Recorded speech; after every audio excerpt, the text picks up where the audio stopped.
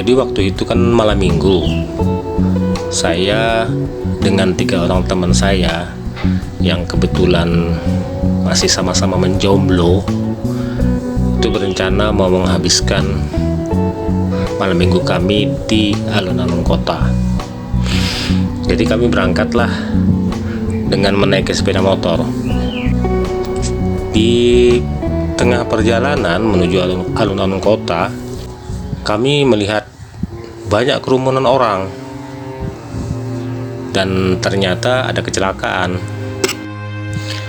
Nah, karena penasaran, kami pun turun untuk melihat, dan ternyata korbannya seorang perempuan muda, cantik. Jadi waktu itu saya sempat ngomong sambil bercanda sama teman saya si Cecep. Saya bilang kalau dia masih hidup, saya mau jadi pacarnya.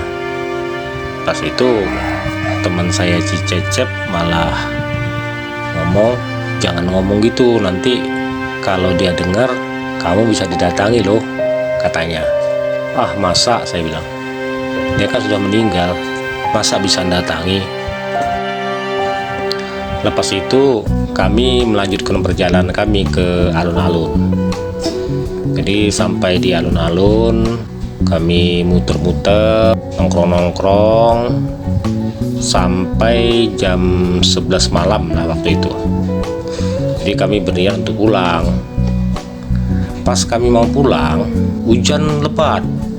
Nah, runding-runding, akhirnya kami sepakat kami nginep di rumahnya si Cecep aja, karena kebetulan rumahnya si Cecep itu tak jauh dari alun-alun. Singkat cerita, kami sampailah di rumahnya si Cecep. Jadi sebagian teman saya ada yang langsung mau tidur dan ada yang nonton TV. Sementara saya pengen nongkrong di teras rumah sambil ngerokok, sambil menikmati musik.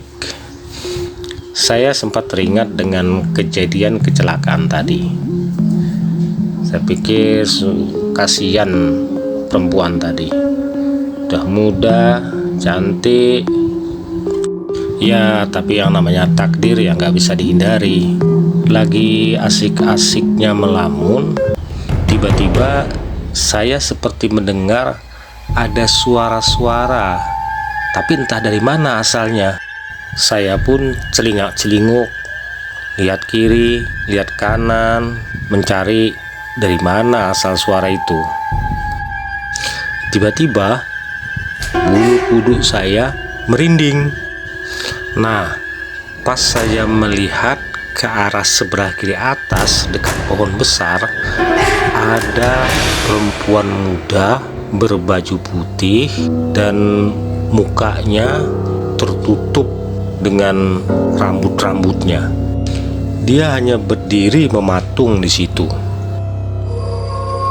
Tiba-tiba dia melotot ke arahku sambil tertawa cekikikan. Aku pun langsung lari ke dalam rumah, berbaring di samping kawan-kawanku yang lain.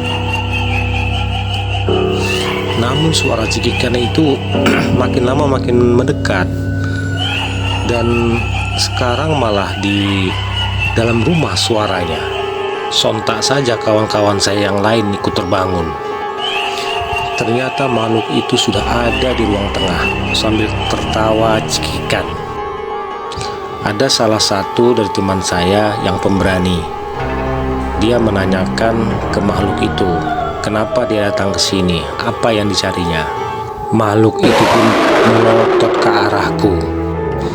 Aku jadi teringat apa yang aku omongkan tadi waktu di tempat kecelakaan, kalau aku mau jadi pacarnya.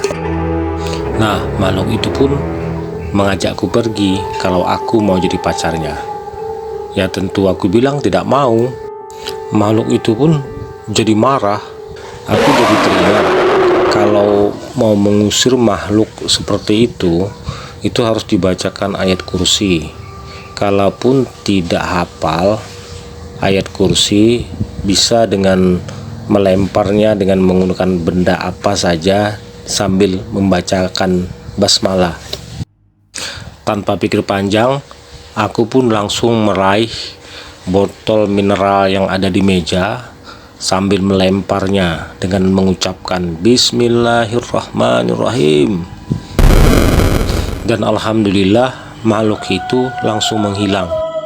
Dan ketika aku melihat teman-temanku, ternyata mereka sudah pada pingsan semua.